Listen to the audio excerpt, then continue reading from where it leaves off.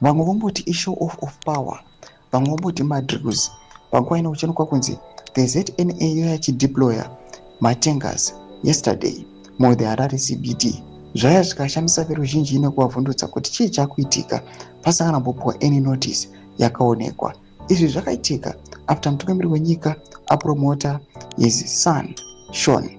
Panguva ino achionekwa kunzi oya achiatena the role of the lieutenant colonel.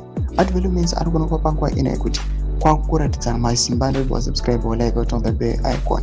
Crime chinomudanyira chiti this morning, meaning yesterday, the ZNA appeared to be conducting an exercise along Enterprise Road, which was temporarily crossed between Chisipite and New Lands.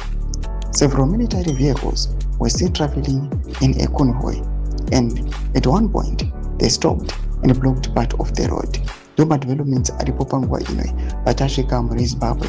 Vamwe vari kuiona as a show of power kuti yes, we once deployed the same tankers in 2017 and now we still have the control of these tankers. Developments ari kuda panguva ino ari kuonekwa kunzi mapower struggles ari kuitika the ruling parties and PF.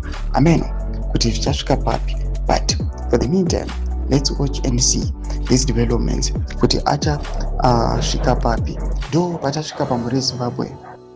Ina comment section medu dzafungura enyu moti kudii pamusoro pechitiko ichi. So subscribe or like pamwe chete on the bell icon.